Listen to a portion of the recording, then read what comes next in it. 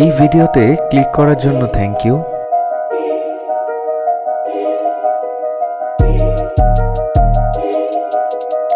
আজকের এই ভেষজ চা বা হার্বাল টি অল্প স্বল্প সর্দি, খুসখুসে কাশি কিংবা গলা ব্যথাতে না ম্যাজিকের মতো কাজ করে।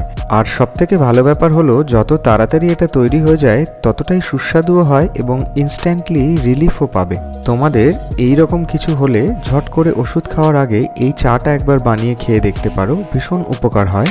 চলো দেখে নেওয়া যাক আজকের রেসিপি ভেষজ চা বা হার্বাল টি আমরা কি করে বানিয়ে নেব। সবার প্রথমে আমি 7-8টা গোটা গোলমরিচের দানা নোড়া দিয়ে একটু থেতো করে নেব। তুমি হামানদিস্তা বা যে কোনো কিছু দিয়ে গুঁড়ো করে নিতে পারো। অল্প পরিমাণে আদা নিয়ে একইভাবে থেতো করে নিচ্ছি। আচ্ছা, আদা কিন্তু অল্প পরিমাণে দেবে, বেশি দিলে পেট গরম হয়ে যেতে পারে। সর্দি কাশি ঠিক করতে গিয়ে পেট গরম করে লাভ নেই। এইবার গ্যাসটা লো ফ্লেমে জ্বালিয়ে একটা প্যান নিয়ে নিলাম। এরপরে জলটা একটু মেপে নেব। আমি 2 কাপ চা বানাবো, তাই 3 কাপ পরিমাণ জল নিয়ে নিলাম।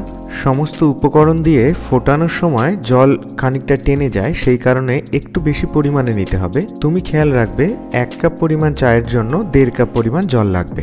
এইবারে 2টো তেজপাতা ছিঁড়ে জলের মধ্যে দিয়ে দিচ্ছি। 2টো ছোট এলাচ খোসাটা একটু ফাটিয়ে নিয়ে নিলাম।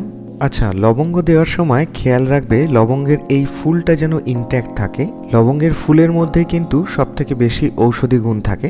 এই রকম 4টে লবঙ্গ জলের মধ্যে দিয়ে দিচ্ছি। এরপরে ফ্রেশ তুলসী পাতা নিয়ে নিচ্ছি। 8টা মতো তুলসী পাতা ভালো করে ধুয়ে হাত দিয়ে এইরকম একটু ক্রাশ করে জলের মধ্যে দিয়ে দেব। এতে তুলসী পাতার রসটা খুব ভালোভাবে জলের সাথে গুলে যায়। থেতো করে রাখা আদা আর গোলমরিচটা এইবারে দিয়ে গ্যাসের ফ্লেমটা লোতে রেখেই 7 থেকে 8 মিনিট খুব ভালো করে ফুটিয়ে নেব। আচ্ছা, গ্যাসের ফ্লেমটা কিন্তু হাই করবে না, তাহলে জল টেনে কিন্তু শুকিয়ে যাবে।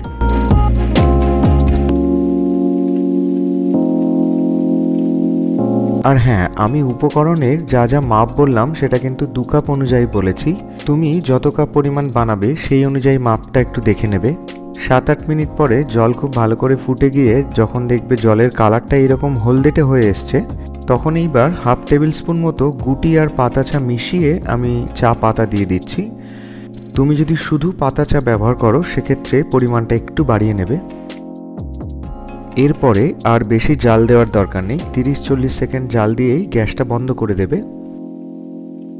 দেখো চায়ে আমাদের কত সুন্দর একটা কালার চলে এসছে। এইবারে মিনিট 2-এর জন্য একটু ঢেকে রেখে দিচ্ছি।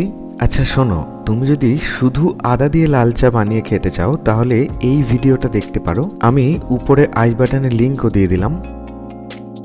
আচ্ছা, সমস্ত উপকরণের মধ্যে আমি দারচিনি ব্যবহার করিনি। তুমি চাইলে 2 কাপ চায়ের জন্য একটা দারচিনি স্টিক ব্যবহার করতে পারো।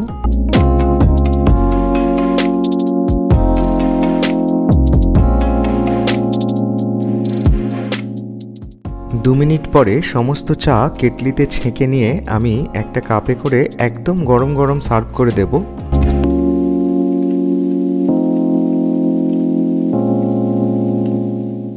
তুমি নিশ্চয়ই খেয়াল করেছো চা তৈরি করার সময় আমি কিন্তু চিনি ব্যবহার করিনি, কারণ প্রত্যেকের চিনির প্রেফারেন্স আলাদা আলাদা হয়। তবে এই ভেষজ চায়ের উপকারিতা সব থেকে বেশি পাওয়ার জন্য সব শেষে 1 কাপ চায়ের ক্ষেত্রে 1 চামচ মধু আমি ব্যবহার করছি। সর্দি কাশিতে তুলসী পাতা আর মধুর কম্বিনেশন কিন্তু ম্যাজিকের মতো কাজ করে। সমস্তটা ভালো করে গুলিয়ে নিলেই তৈরি হয়ে গেল ভীষণ উপকারী অথচ সুস্বাদু ভেষজ চা। আচ্ছা শোনো, ভিডিওটা যদি তোমার ভালো লেগে থাকে তাহলে লাইক করে সাবস্ক্রাইব করে দিও কিন্তু, হ্যাঁ। আর হ্যাঁ, এই চায়ের সাথে খাওয়ার জন্য এই ফুলকপির কাটলেট বানিয়ে নিতে পারো, মুখ একদম ছেড়ে যাবে। চলো দেখা হচ্ছে পরের ভিডিওতে। ততক্ষণ অবধি মজার মজার রান্না করো, সুস্থ থেকো, ভালো থেকো, টাটা।